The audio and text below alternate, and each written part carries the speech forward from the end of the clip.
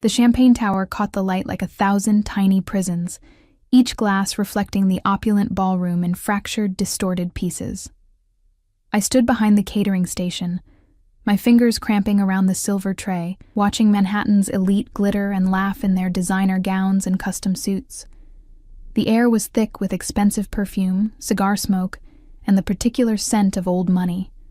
Something like leather and amber, and absolute certainty. I didn't belong here.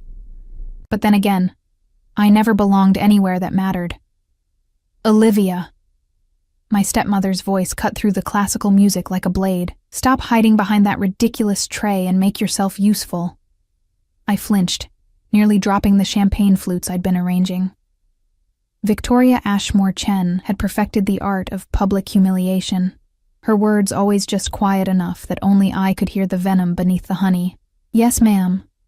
The words tasted like ash in my mouth, but I'd learned long ago that resistance only made things worse. And for God's sake, fix your hair. You look like you crawled out of a gutter. She swept past me in a cloud of Chanel No. 5, her diamonds catching the light like weapons. Remember why we're here. Isabel's engagement party. Try not to ruin it. As if I could forget. My stepsister Isabel held court in the center of the ballroom, draped in white silk that probably cost more than I'd earn in a year of working double shifts at the diner. She was beautiful in that cruel porcelain way, all sharp cheekbones and sharper smiles.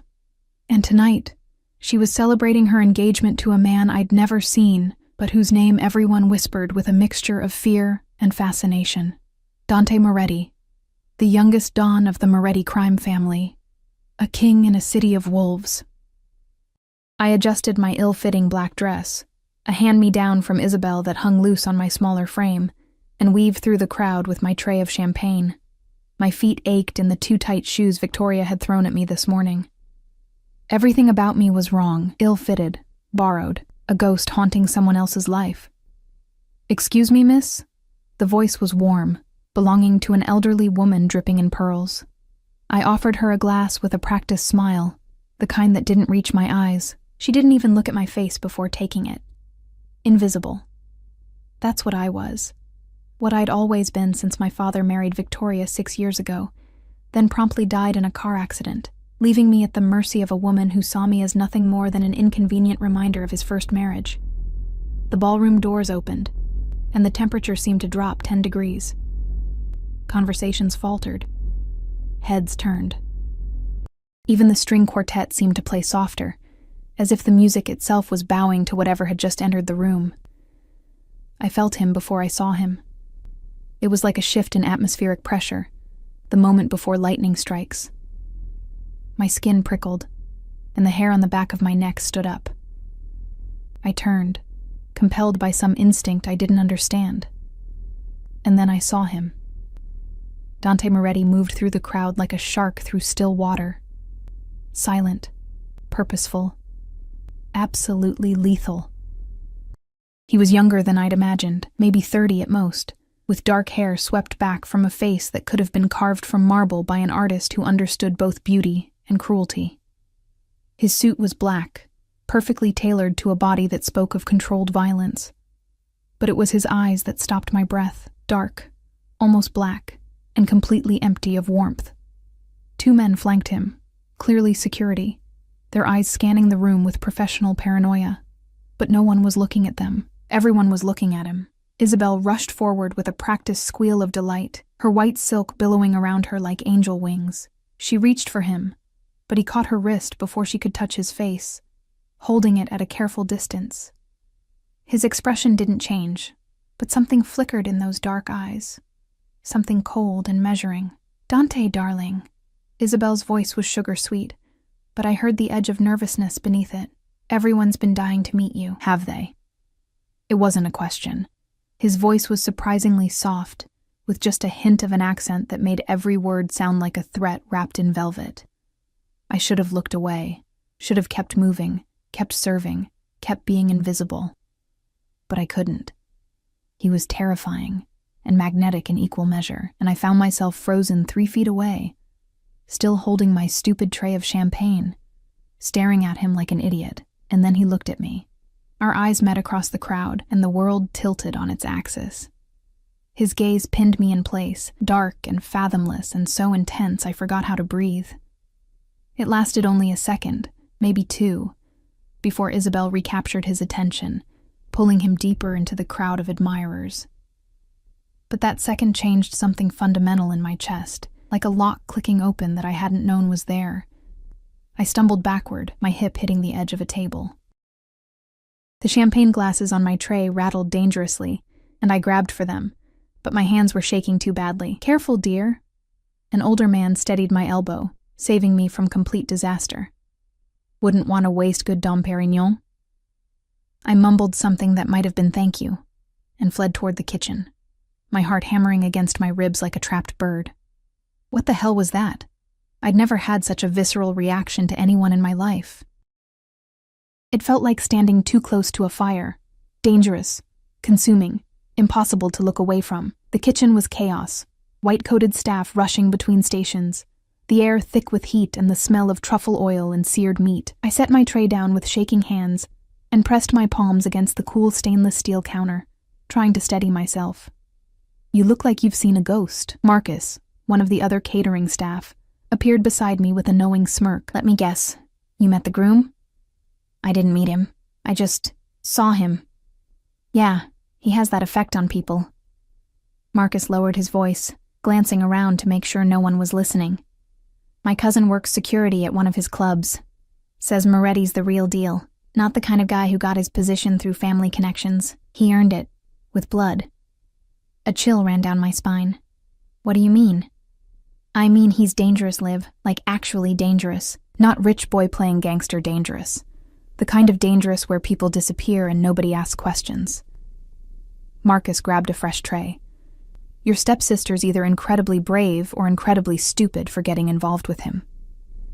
I thought of Isabel's nervous smile, the way Dante had held her wrist like she was a thing he owned, rather than a woman he loved. "I don't think she had much choice," I said quietly. Marcus shrugged. "Nobody has choices when it comes to guys like that. They take what they want." He headed back toward the ballroom, leaving me alone with that terrifying thought. I should have stayed in the kitchen, should have hidden among the pots and pans until the party was over, and I could go home to my tiny room in the basement of the Ashmore mansion. But Victoria found me first. "There you are, you useless girl." She grabbed my arm hard enough to bruise, her manicured nails digging into my skin. "Get back out there, and smile for God's sake. You look like you're at a funeral." She shoved me toward the door, and I had no choice but to return to the glittering, suffocating ballroom. The party had shifted into full swing. People danced, drank, laughed too loudly. Isabel was surrounded by a gaggle of friends, showing off her engagement ring, a massive diamond that probably cost more than most people's houses. I didn't see Dante anywhere, and I told myself I was relieved. I picked up another tray and began making rounds, offering canapés to people who barely acknowledged my existence. My feet throbbed, my head ached. I fantasized about my narrow bed, my worn paperback books, the blessed silence of being alone. Champagne? I turned, smile automatically in place, and found myself face to face with one of Dante's security guards.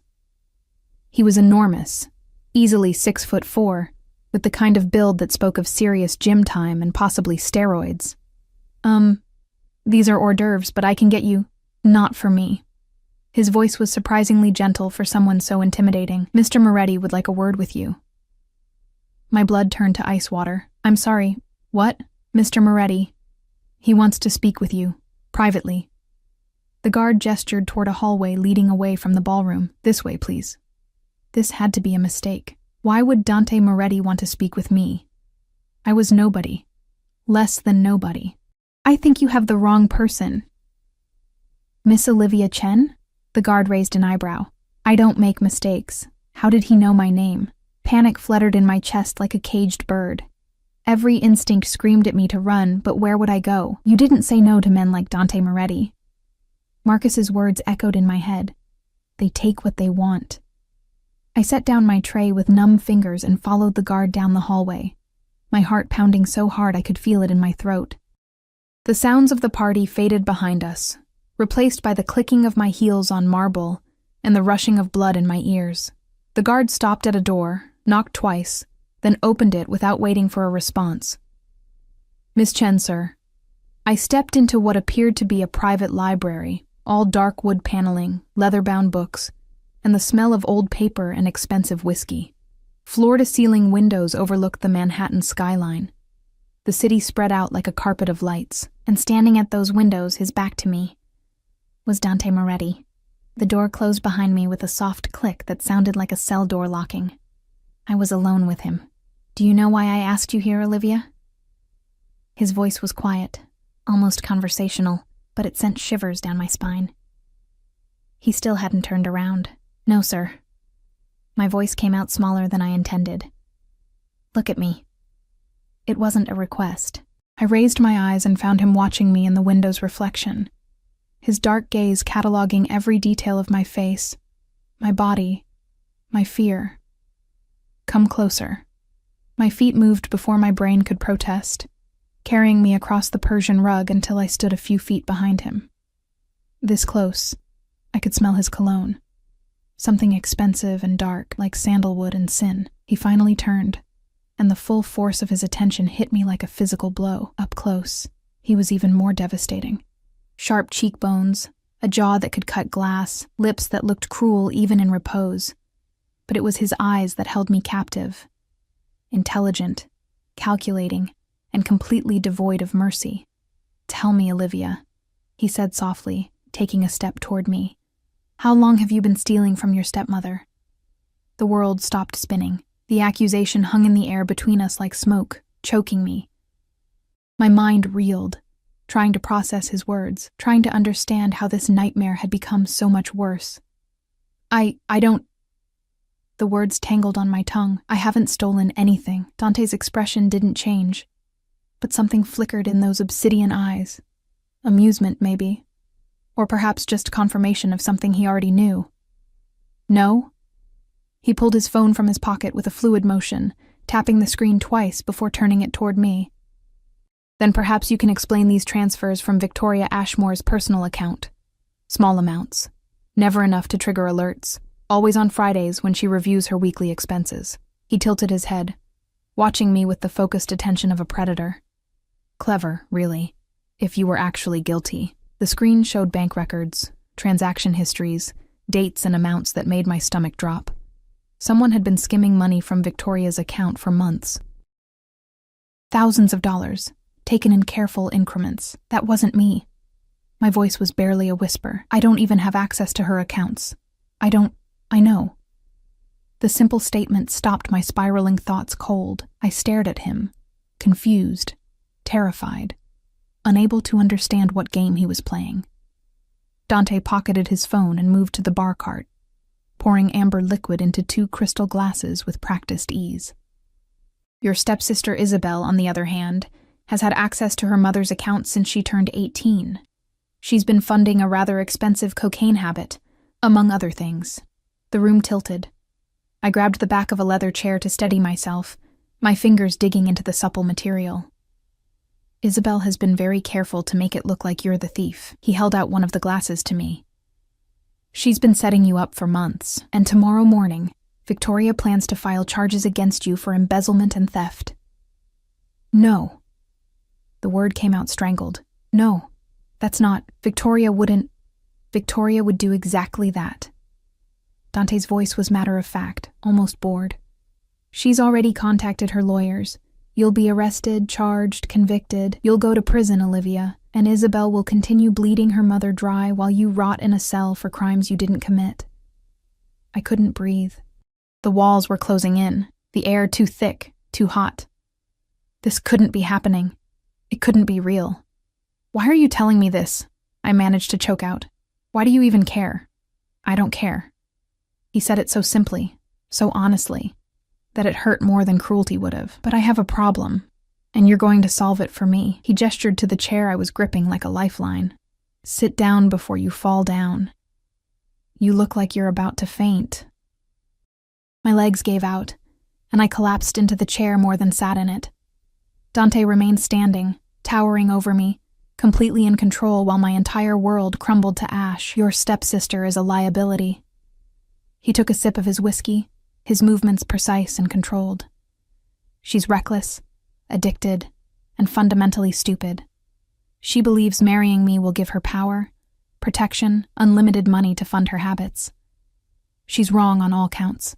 Then why are you marrying her? The question escaped before I could stop it. His lips curved into something that might have been a smile on anyone else.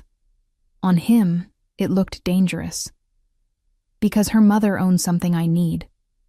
A property in Brooklyn that's been in the Ashmore family for 3 generations. Victoria won't sell, but she will trade it for her daughter's security. A marriage alliance with the Moretti family. He finished his whiskey and set the glass down with a soft click. Unfortunately, the daughter in question is a walking disaster who will be dead from an overdose within 6 months, leaving me with nothing and Victoria with grounds to reclaim the property. My brain struggled to process what he was saying. This was insane. All of it was insane. I need a wife who won't embarrass me, won't steal from me, and won't end up in rehab or a morgue before the ink dries on our marriage certificate. Dante's dark eyes locked onto mine with laser focus. I need someone invisible. Someone no one will miss. Someone who understands what it means to survive. Understanding crashed over me like ice water. No. I stood up so fast the chair nearly toppled backward. No, absolutely not. I'm not. You can't. I can. He closed the distance between us in 2 steps, and suddenly he was right there, towering over me, his presence overwhelming every sense. And I will. You have 2 choices, Olivia. Tomorrow morning, you go to prison for crimes you didn't commit. You'll be convicted, sentenced to 5 to 7 years. You'll be 28 when you get out, with a record that ensures you'll never find decent work again. He paused, letting that sink in. Or you marry me instead of your stepsister. You become Mrs. Moretti. You live in luxury, want for nothing, and most importantly, you stay out of prison. That's not a choice, I whispered. That's blackmail. Yes, he didn't even pretend otherwise. It is.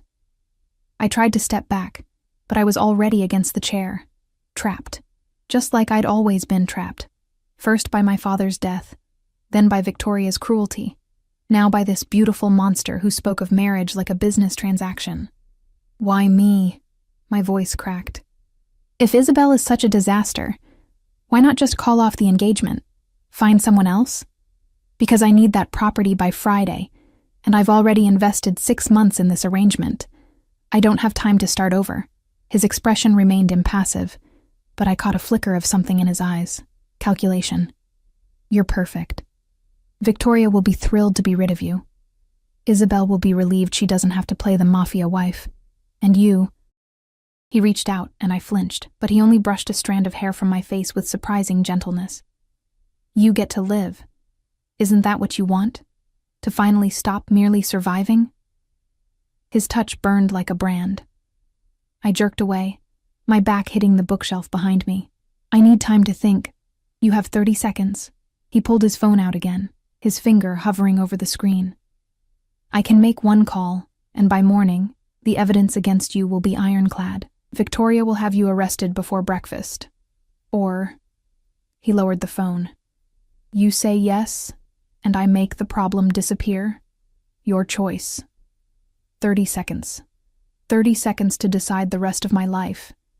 Prison or marriage to a mobster. Guilt for crimes I didn't commit. Or a gilded cage beside a man who looked at me like I was a problem to be solved rather than a person. I thought of my tiny basement room. The hand-me-down clothes. Victoria's casual cruelty. Isabel's mocking laughter. 6 years of being invisible, being nothing, being less than the furniture. At least in prison, I'd be something, even if that something was a criminal. But God, I didn't want to go to prison. I didn't want to spend my 20s behind bars, paying for sins that belonged to someone else. 20 seconds, Dante said quietly. How do I know you're telling the truth? I hated how desperate I sounded. About the evidence. About Victoria's plans. You don't. He slipped his phone back into his pocket. But you know your stepmother. You know Isabel. Deep down, you already know I'm telling the truth. He was right. Of course he was right. Victoria had been looking for an excuse to be rid of me for years. And Isabel was exactly the kind of person who would frame someone else for her crimes without losing a moment's sleep. 10 seconds. My hands were shaking. My whole body was shaking. "If I say yes," I whispered, "what happens? How does this even work?" "You say yes. I handle the rest. Victoria will be disappointed but pragmatic. The Moretti connection is worth more than her pride. Isabel will throw a tantrum, but ultimately won't care as long as she doesn't have to actually marry me." He moved closer again, and this time I had nowhere to retreat. "We'll marry within the week. You'll move into my home. You'll be protected, provided for. And most importantly, you'll be free of them. Free." The word tasted like a lie, but also like possibility. "Time's up, Olivia." His voice dropped to barely a whisper, intimate and terrifying. "What's it going to be?" I looked into those merciless dark eyes and saw my future reflected there. Not love, not kindness, but perhaps something more valuable than either. Escape. Yes. The word fell from my lips like a stone into still water, rippling out in consequences I couldn't begin to imagine. "I'll marry you." Something flashed across Dante's face. Triumph, satisfaction, something else I couldn't name. He pulled out his phone and made a call, speaking in rapid Italian, too fast for me to follow. When he finished, he looked at me with an expression that might have been approval. "Smart girl." He walked to the door, opened it, and spoke to someone in the hallway. "Take Miss Chen to the car. Make sure she's comfortable." "Wait!" Panic surged through me. "What about the party? Victoria will be informed that there's been a change of plans. I'll handle her."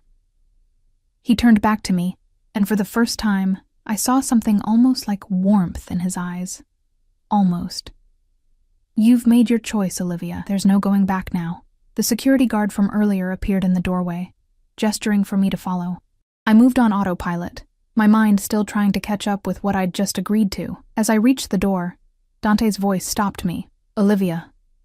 I turned back, and he was watching me with that intense, unreadable expression. "You won't regret this," he said. "I take care of what's mine." The possessiveness in those words should have terrified me. Maybe it did. But it also sent a strange thrill down my spine that I absolutely did not want to examine. I followed the guard through empty hallways, down a service elevator, and out into an underground parking garage where a black Mercedes with tinted windows waited. The guard opened the back door, and I slid inside, the leather seats cool against my trembling legs. The door closed, sealing me in. Through the window, I could see the building where the party continued above us, where Isabel was probably still showing off her ring, where Victoria was networking with Manhattan's elite, where my old life was ending without anyone even noticing. The driver's door opened, and Dante slid behind the wheel. I stared at him, confused. "Where's your driver?" I sent him ahead. He started the engine, the car purring to life.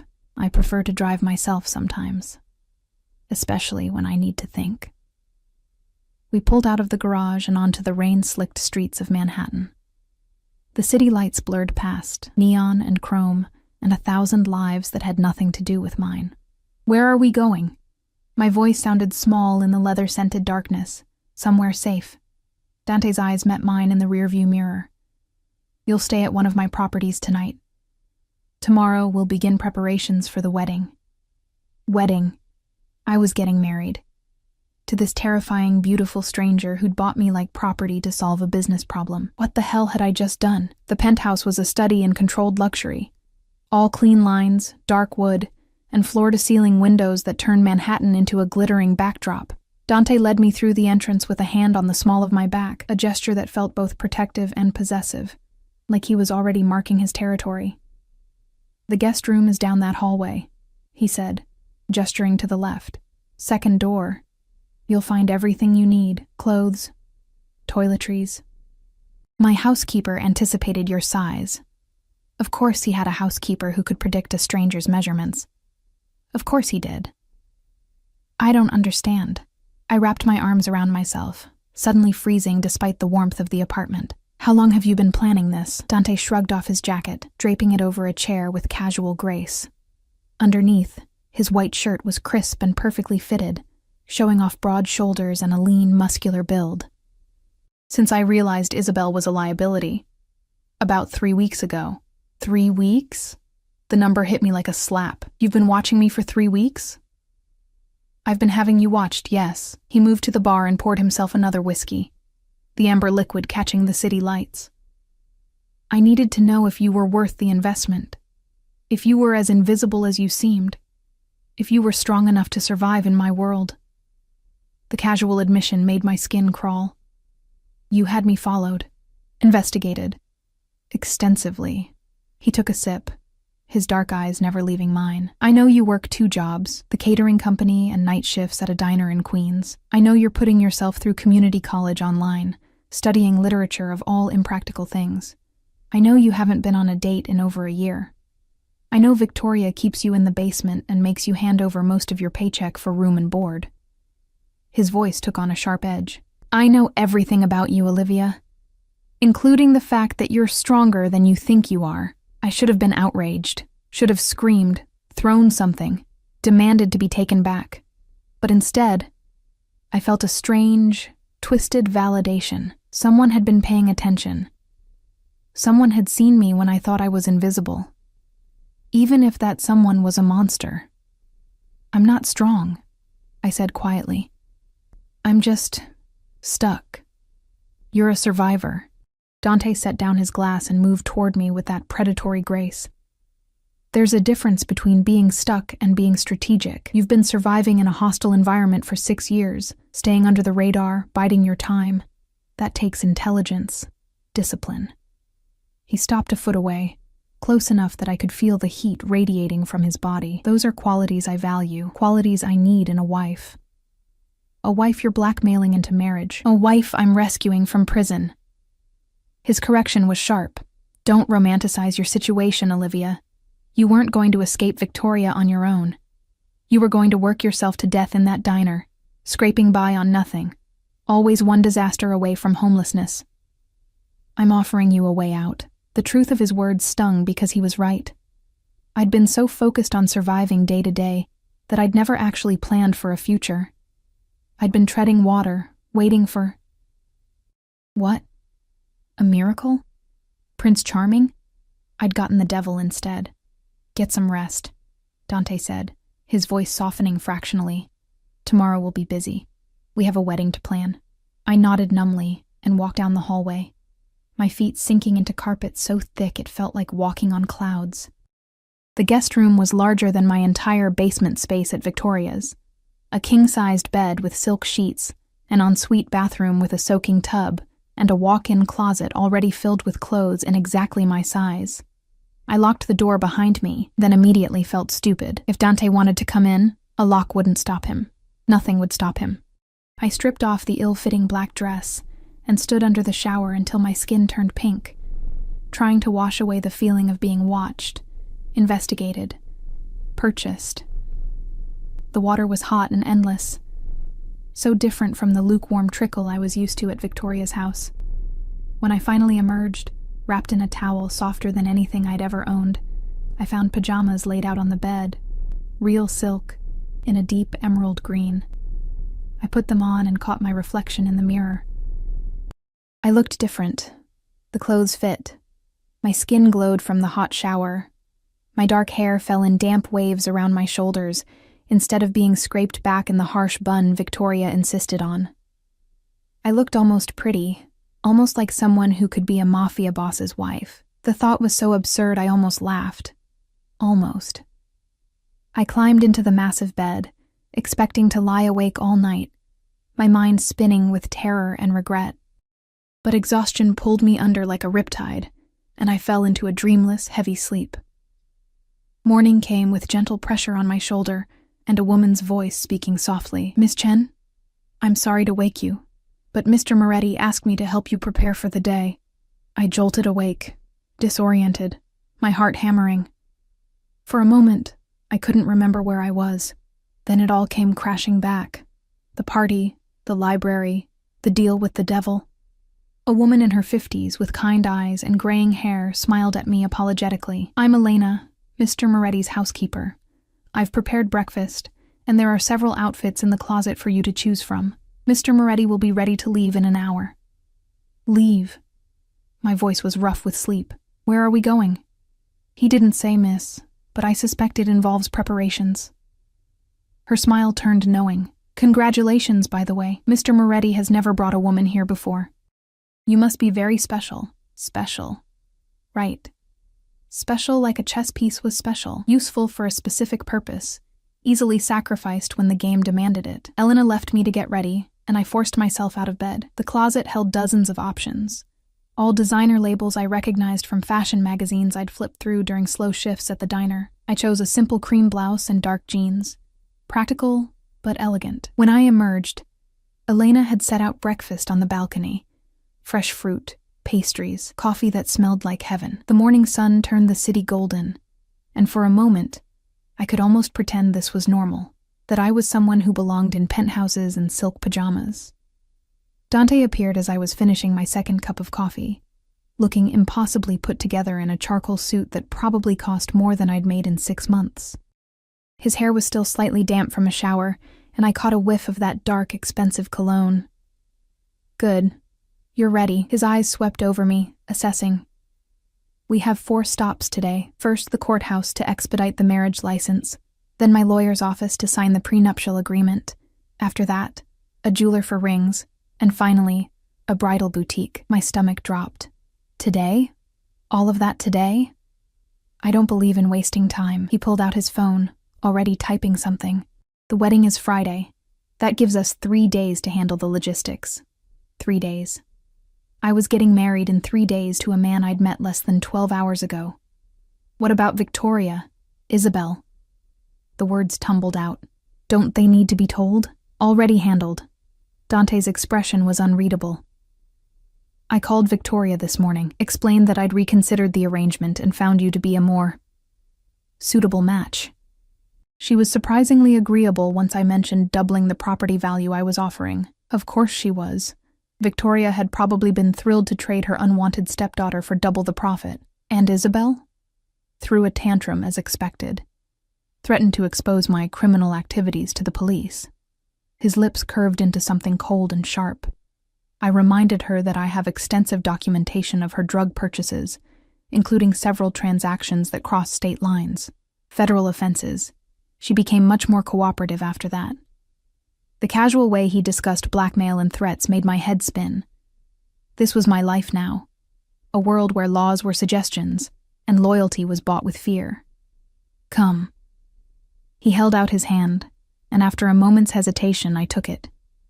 His fingers were warm, his grip firm, but not crushing. Time to make this official. The courthouse was a blur of bureaucratic efficiency. Dante's lawyer, a sharp-eyed woman named Rebecca, who looked like she could gut you with a smile, had already prepared everything. We filled out forms, showed identification, and within an hour, we had a marriage license with both our names on it. Olivia Chen, soon to be Moretti. The letters seemed to rearrange themselves every time I looked at them, refusing to make sense. Don't look so terrified, Rebecca said as we left the courthouse. She had a surprisingly warm smile for someone who worked for a crime boss. Dante's not as bad as his reputation suggests. He's actually quite protective of the people he considers his. Is that supposed to be comforting? I asked. It should be. She handed me a thick manila envelope. This is your prenuptial agreement. Read it carefully. You'll find Dante has been exceptionally generous. In the car, I opened the envelope with shaking hands. The prenup was dozens of pages of legal jargon, but certain phrases jumped out at me. Monthly allowance of $50,000, full access to all residential properties, education expenses covered in full. In the event of divorce, a settlement of $10 million. $10 million? I looked up at Dante, who was driving again, his eyes on the traffic. This can't be right. It's right. His voice was calm, matter of fact. I'm not a monster, Olivia. You're entering this marriage under duress. The least I can do is ensure you're taken care of. $50,000 a month is more than I make in a year. You'll need it. Being my wife comes with certain expectations. Wardrobe, social events, security costs. He glanced at me briefly. Considerate payment for services rendered. The clinical description stung more than it should have. What services? You said you didn't want— I couldn't finish the sentence, my face burning. I said I didn't want a wife who would embarrass me or steal from me, Dante corrected. I didn't say I didn't want a real wife. His dark eyes met mine in the rearview mirror, intense and heated. Make no mistake, Olivia, this will be a real marriage in every sense. I don't do anything halfway. The implication sent heat flooding through my body. Fear and something else I didn't want to name. I looked away, my heart pounding. The jewelry store was the kind of place that didn't have prices in the window, because if you had to ask, you couldn't afford it. Dante was greeted by name, ushered into a private room with champagne and velvet chairs. We need wedding bands, he told the jeweler, an elegant man with silver hair, and an engagement ring, something that makes a statement. An hour later, I walked out wearing a platinum band and a diamond so large it felt obscene on my hand. The engagement ring was an emerald-cut stone surrounded by smaller diamonds, catching the light with every movement. It's too much, I whispered as we left. It's exactly enough. Dante's hand found the small of my back again, that possessive touch that was becoming familiar. You're going to be my wife. People need to see that you're valued, protected, mine. That word again. Mine. Like I was a possession, a thing he'd acquired.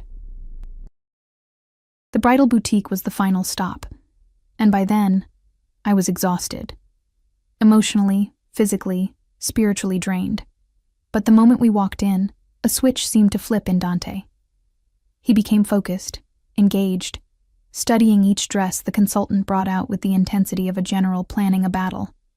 Not white, he said, dismissing a traditional gown. Too innocent, and nothing with too much lace.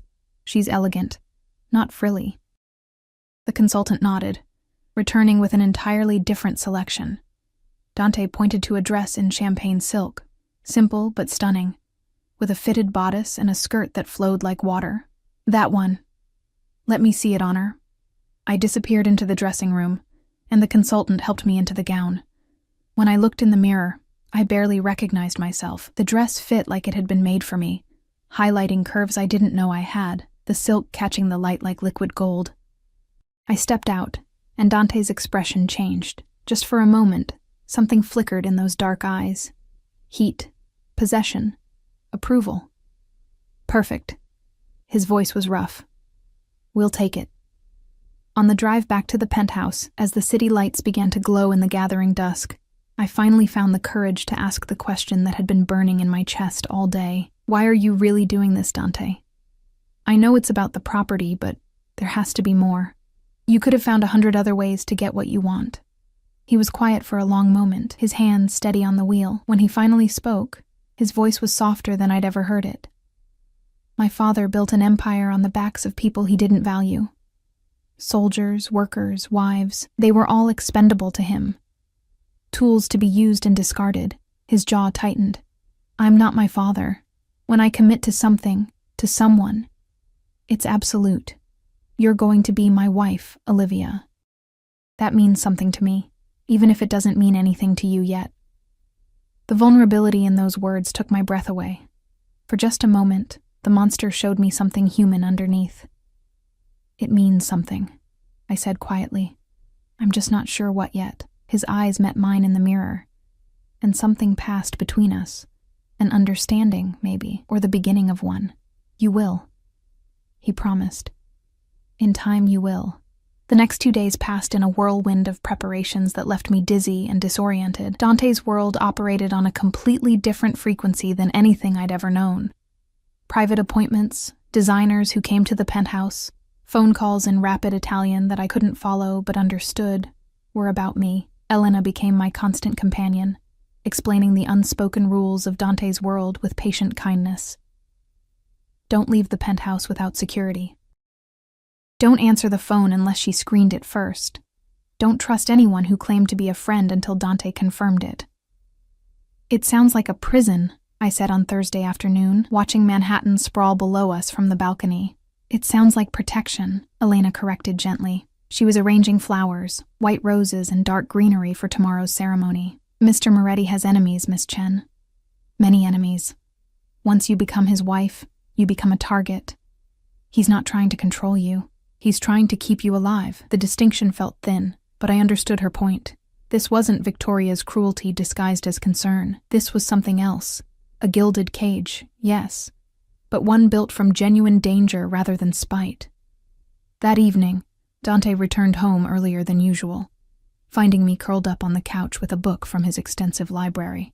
He'd been gone most of the past 2 days, handling what he vaguely referred to as business, returning late at night when I was already in bed. "Dinner will be ready in 20 minutes, Elena announced, disappearing into the kitchen with the efficiency of someone who knew when to make herself scarce. Dante loosened his tie and poured himself a drink, but instead of retreating to his office as he usually did, he sat down on the opposite end of the couch. Close enough to be present, far enough to not crowd me. "What are you reading?" His voice held genuine curiosity. I showed him the cover, a worn copy of Dante's Inferno. "I found it in your library. Seemed appropriate, given the circumstances." His lips twitched. Comparing me to the devil. Comparing myself to someone descending into hell, actually. I closed the book, meeting his dark gaze. "But I'm not sure if I'm Dante the Pilgrim, or one of the damned souls. Perhaps you're Beatrice."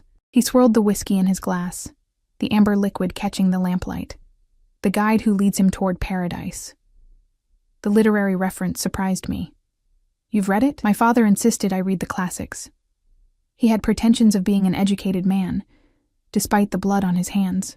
Dante's expression darkened. "He named me after the poet, actually. Thought it would give our family legitimacy. Class." It was the most personal thing he'd ever shared with me. I found myself leaning forward, drawn by this glimpse of the man beneath the monster. "Did you hate him? Your father?" I hated what he represented, the waste, the unnecessary cruelty. He took a drink, his jaw tight. He ruled through fear and violence alone. No strategy, no vision, just brutality for its own sake. His eyes met mine, intense and searching. I rebuilt his empire into something sustainable, something that operates in the shadows but doesn't leave bodies in the streets. I'm still a criminal, Olivia. I'm not going to pretend otherwise. But I'm not him. The distinction mattered to him. I could see it in the set of his shoulders, the way his fingers tightened around the glass. "Tomorrow," he continued, his voice softer, "you're going to become my wife. After that, there's no going back. Not safely, anyway." He leaned forward, his elbows on his knees, holding my gaze with uncomfortable intensity. "I need you to understand what that means. My enemies will see you as leverage. My allies will test your loyalty. The FBI watches everything I do, waiting for me to slip up. You'll be scrutinized, investigated, possibly threatened. You're really selling this marriage," I said, trying for humor to cover my fear. "I'm being honest." His expression didn't waver. "But I'm also promising you this. I will protect you, with everything I have, with every resource at my disposal. Anyone who tries to hurt you will answer to me. And trust me when I say that's not a pleasant experience. The casual threat should have terrified me. Instead, I felt something warm unfurl in my chest. Not love, not yet, but perhaps the beginning of trust. "Why me, Dante?" I asked again, the question I couldn't stop asking. "Really, you could have found someone more suitable. Someone from your world who already understood the rules. Because you're genuine." He said it simply, like it was obvious. "Everyone in my world wears a mask. They perform, they manipulate, they calculate every word and gesture. But you..." He reached out, his fingers brushing my cheek with surprising gentleness. "You don't know how to pretend. You're scared, and you don't hide it. You're angry, and it shows. You're real, Olivia. And that's so rare in my life that it's worth more than any strategic alliance." His touch sent electricity down my spine. I should have pulled away, should have maintained distance, protected myself. But I found myself leaning into his hand instead, craving the warmth, the connection. "I'm terrified," I whispered. "Of tomorrow. Of this life. Of you. Good." His thumb traced my lower lip, the gesture intimate and possessive. "Fear keeps you sharp, keeps you careful. But Olivia. He leaned closer, his breath warm against my skin. You don't have to be afraid of me. I'm a lot of things. Dangerous, ruthless, probably damned. But I keep my promises, and I promise to take care of you. The space between us had shrunk to nothing. I could count his eyelashes, see the faint scar above his left eyebrow, feel the heat radiating from his body. My heart hammered against my ribs, and I couldn't tell if it was from fear or something else entirely. Dinner is served. Elena's voice cut through the tension like a knife. Dante pulled back immediately, the moment shattering, but something had shifted between us. Some invisible line had been crossed. As we ate dinner in surprisingly comfortable silence, I caught him watching me with an expression I couldn't quite decipher. Hunger, possession, something almost tender. That night, I lay in bed staring at the ceiling, unable to sleep.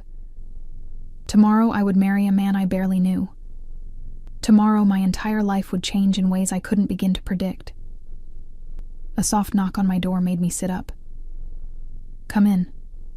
Dante entered, still dressed in his shirt and slacks, though he'd removed his tie. He looked almost vulnerable in the dim light from the hallway.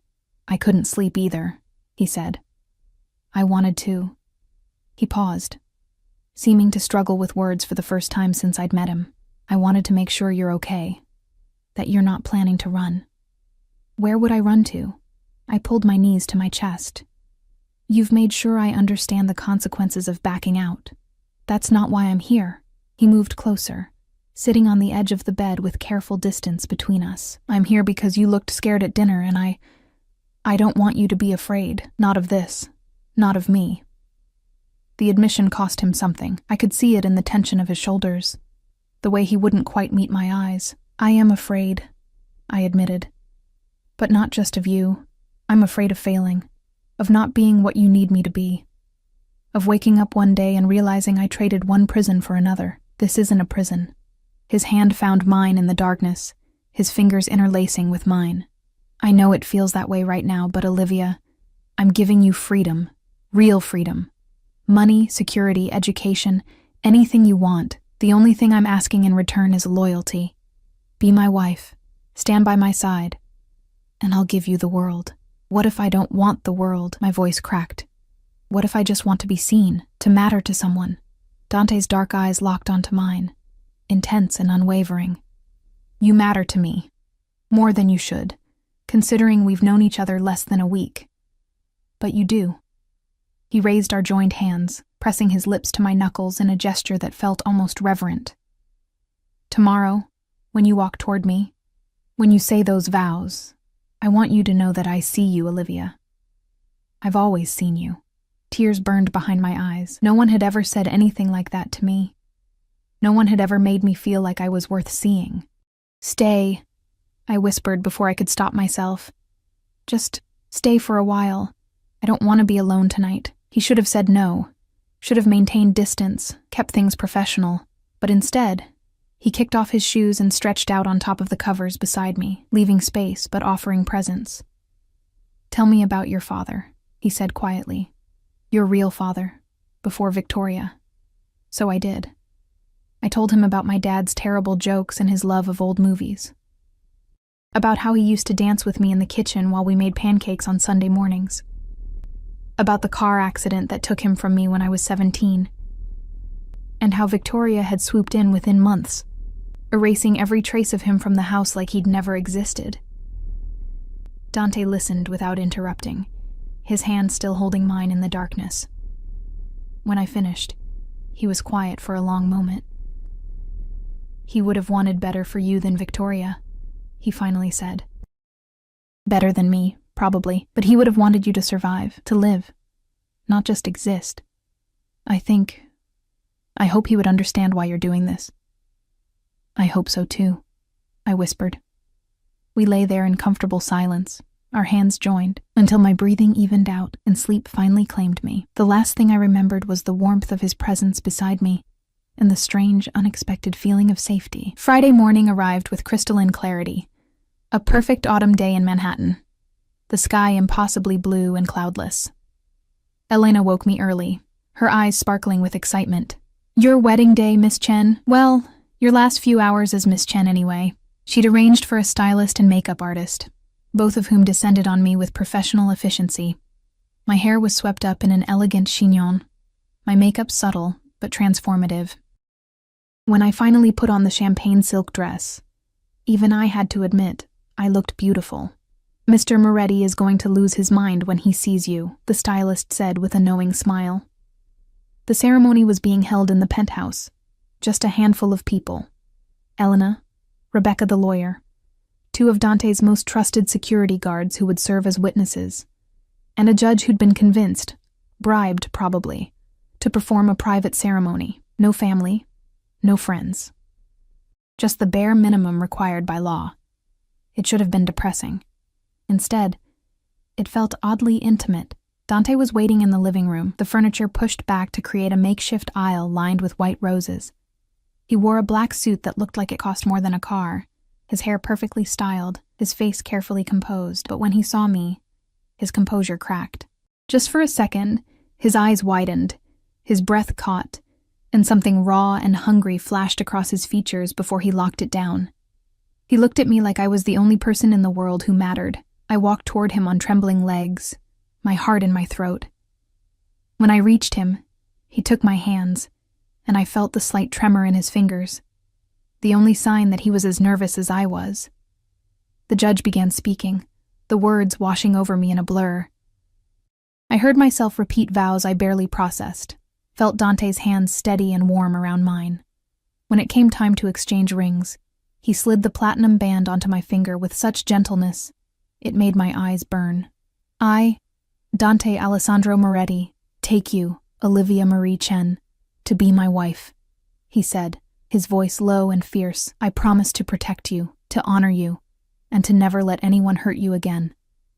This I swear on everything I am. The intensity in his eyes stole my breath. These weren't just legal vows. This was a promise, a claim, a declaration of possession that was somehow also a gift. When it was my turn, my voice shook, but held. I, Olivia Marie Chen, take you, Dante Alessandro Moretti, to be my husband. I promise to stand by you, to trust you, and to try to see the man beneath the monster. His lips twitched at that last part. Something warm and almost amused flickering in his dark eyes. You may kiss the bride, the judge announced. Dante's hands came up to cut my face with devastating gentleness. He gave me a moment to pull away, to refuse, but I didn't. I closed the distance between us, and his lips met mine in a kiss that was nothing like I'd imagined. It was soft at first, almost reverent. Then his hand slid to the back of my neck, his fingers tangling in my hair, and the kiss deepened into something hungry and claiming. He kissed me like he was branding me, marking me as his in front of witnesses and God, and anyone else who might dare challenge his claim. When we finally broke apart, I was breathless and dizzy, my lips swollen, and my heart racing. Mine, he whispered against my mouth, so quietly only I could hear. Finally mine. And despite everything, the blackmail, the fear, the insanity of marrying a stranger, I felt something click into place in my chest. Maybe I was his, but maybe, just maybe, he was becoming mine too. The small reception that followed was surprisingly warm, despite its intimate size. Elena had prepared a meal that could have graced a Michelin star restaurant, and Rebecca brought champagne that probably cost more than my old monthly rent. Even the security guards relaxed slightly, offering genuine congratulations that felt almost friendly. But the entire time, I felt Dante's eyes on me, possessive, heated, unwavering. Every time someone spoke to me, his hand found my waist, my back, my shoulder. Small touches that broadcast ownership to everyone in the room. You're doing it again, I murmured during a quiet moment, our guests occupied with dessert. Doing what? His fingers traced lazy circles on my lower back, the touch burning through the silk of my dress. Touching me. Constantly. Like you're afraid I'll disappear if you stop. Maybe I am. His voice was low, intimate, meant only for me. You're my wife now, Olivia. I have every right to touch you, and I intend to exercise that right frequently. Heat flooded through me at the promise in his words. This was my wedding night, our wedding night. And despite the unconventional circumstances, despite barely knowing each other, I felt anticipation coiling in my stomach rather than fear. The guests left as the sun began to set, painting Manhattan in shades of gold and crimson. Elena squeezed my hand on her way out, whispering, "Be patient with him. Underneath all that armor, he's just a man who's never had anyone choose to stay." Then we were alone. Truly alone for the first time as husband and wife. Dante stood at the window, his jacket discarded, his shirt sleeves rolled up to reveal forearms corded with muscle and marked with scars. He looked dangerous and beautiful, and utterly overwhelming. "I should change," I said, suddenly nervous. "This dress is perfect." He turned, his dark eyes pinning me in place. "You're perfect. But yes, get comfortable. We need to talk." The words doused my rising nerves with cold water. We need to talk. Nothing good ever followed those words. I changed into silk pajamas, emerald green, another set Elena had chosen, and found Dante on the balcony, 2 glasses of wine waiting. The city spread below us, a carpet of lights and life and possibilities. "Sit," he said, gesturing to the chair beside him. I sat, accepting the wine with shaking hands. "You're scaring me. What's wrong?" "Nothing's wrong. But there are things you need to know now that you're officially Mrs. Moretti." He took a long drink, his profile sharp against the darkening sky. "Tomorrow morning, I'm taking you to the Brooklyn property, the one I acquired through our marriage. It's going to be renovated into a community center. Education programs, job training, resources for families." I stared at him, confused. "I don't understand. I thought you needed it for criminal purposes." "I needed it away from Victoria because she was going to sell it to developers who would turn it into luxury condos, displacing hundreds of families." His jaw tightened. "My mother grew up in that neighborhood. It's where I spent my summers before she died. I've been trying to acquire that property for 2 years, but Victoria refused every offer. She only agreed when I offered marriage to Isabel." The revelation hit me like a physical blow. "So this was never about, you don't actually need a wife for your criminal empire?" "Oh, I do." He turned to face me fully, "but not for the reasons you assumed. I need someone I can trust, someone who isn't connected to the families, the old alliances, the inherited grudges. Someone who sees me as a man, not just a name and a reputation." His hand covered mine on the chair arm. "I need you, Olivia, not because you're convenient, but because you're real." Tears burned behind my eyes. "Why didn't you tell me this before? Why let me think?" "Because you never would have believed me." His thumb stroked over my knuckles. "If I'd approached you with pretty words and promises, you would have assumed I was lying. The only way you'd believe this marriage could work was if you thought I needed something from you." He leaned closer, his voice dropping. "But the truth is, I don't need your stepmother's property. I wanted it, yes. But I need you. There's a difference." "I don't understand." My voice cracked. "You barely know me. I know you work 2 jobs to pay for an online degree that won't get you anywhere because you love learning for its own sake. I know you give half your tips to the single mother who works breakfast shifts at the diner. I know you've been invisible your whole life, and you've convinced yourself that's what you deserve." His dark eyes burned into mine. "I know you're stronger than you believe, kinder than you should be after everything you've survived, and brave enough to marry a monster to avoid prison." "You're not a monster," I whispered. "Yes, I am." He didn't flinch from the truth, "but maybe I can be your monster. The one who protects you instead of hurting you." The words hung between us, heavy with promise and possibility. I thought about my empty life before this. The basement room, the hand-me-downs, the constant invisibility. I thought about waking up this morning as Olivia Chen, nobody and nothing, and standing here now as Olivia Moretti, wife to one of the most dangerous men in New York. "What happens now?" I asked. "What do you want from this marriage?" "Everything." He said it without hesitation. "I want a real partnership. I want someone to come home to who isn't afraid to tell me when I'm being an asshole. I want late-night conversations and shared meals, and someone who sees past the reputation to the man underneath." His hand slid to cup my cheek. "And yes, Olivia, I want you in my bed. I want to learn every sound you make." every place that makes you shiver, every way to make you forget the world exists except for us. My breath caught at the raw desire in his voice. I couldn't finish the sentence, my face burning.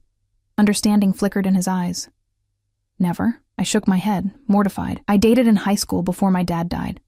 But after Victoria, there was never time, never opportunity, never anyone who saw me as worth the effort. Something fierce and possessive crossed his face. Good.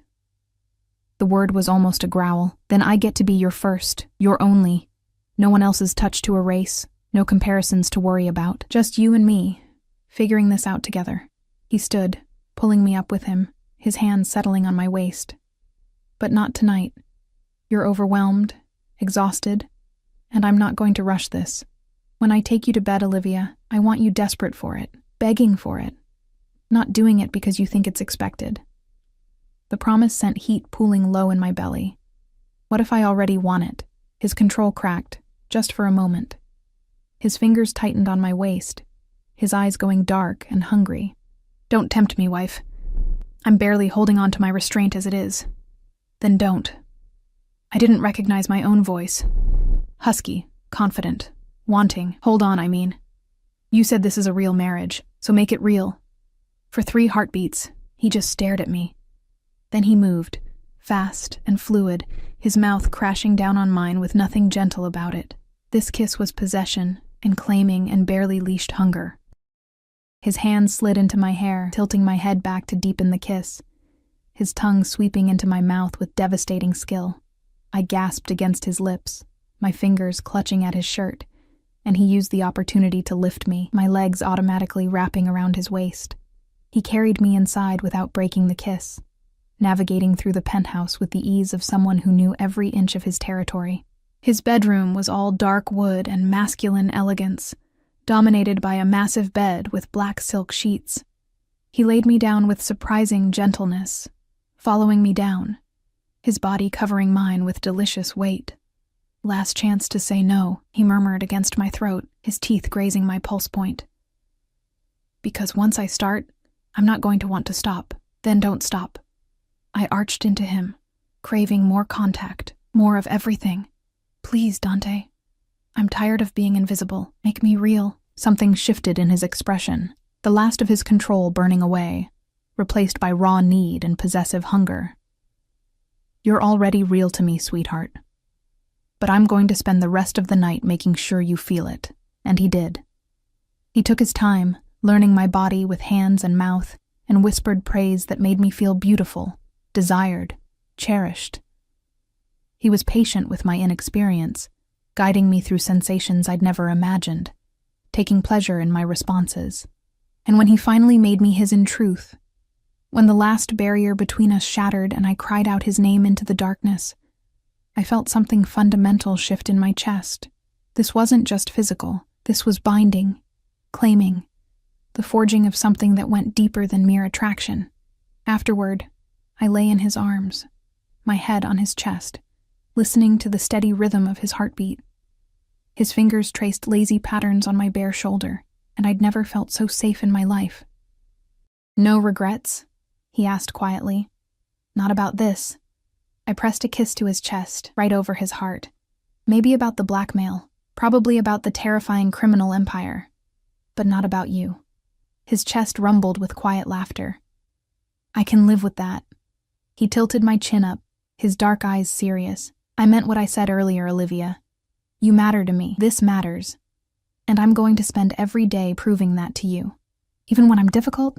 When I argue with you or make mistakes or... Especially then. He kissed me softly, a promise against my lips. I don't want a perfect wife. I want a real one. Flaws, arguments, mistakes, and all. 3 months later, I stood in the community center, formerly Victoria's property, now transformed into something meaningful, watching kids from the neighborhood participate in after-school programs Dante had funded. Music lessons, art classes, tutoring, job skills training for their parents. You did this, I said, leaning back against his chest as his arms wrapped around my waist. You're changing lives. We did this. His lips brushed my temple. You're the one who designed the programs, who hired the staff, who makes this place work. It was true. Over the past months, I'd discovered a purpose I never knew I needed. I'd enrolled in real college classes, not online but in person at Columbia, studying social work.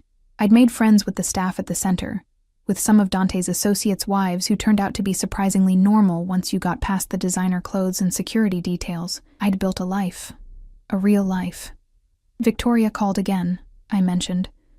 6th time this month, I felt Dante's body tense. What did she want? Money, probably, or to guilt me into giving Isabel another chance. I turned in his arms, looping my hands behind his neck. I didn't answer. I don't owe her anything anymore. Pride flickered in his eyes. Look at you, Mrs. Moretti. Standing up to your demons. I learned from the best. I kissed him softly. Plus, it's easier to be brave when I know you'll destroy anyone who hurts me. Damn right I will. His hand slid down to my hips, pulling me closer. You're mine to protect, mine to cherish, mine to love. The L word still made my heart skip. We'd been dancing around it for weeks, both feeling it, but neither quite ready to say it first. Until now. I love you too, I whispered against his lips. My beautiful monster. He kissed me then, deep and claiming and full of promise. When we broke apart, his forehead rested against mine, his breath mingling with mine. Take me home, I murmured. Our home. Because that's what the penthouse had become. Not a prison, not a gilded cage, but home. A place where I was seen, valued, where I'd transformed from invisible girl to powerful woman, where I'd married a monster and discovered he had a heart that beat just for me. As we drove through Manhattan, the city lights painting us in shades of gold and shadow, I thought about that terrified girl at the engagement party 3 months ago. The one who'd thought her life was over when Dante Moretti looked at her across a crowded room. She'd been wrong. Her life hadn't ended that night. It had finally, truly begun. And as Dante's hand found mine, our wedding rings catching the light, I knew with absolute certainty that I'd made the right choice. Not because it was easy, not because it was safe, but because it was real.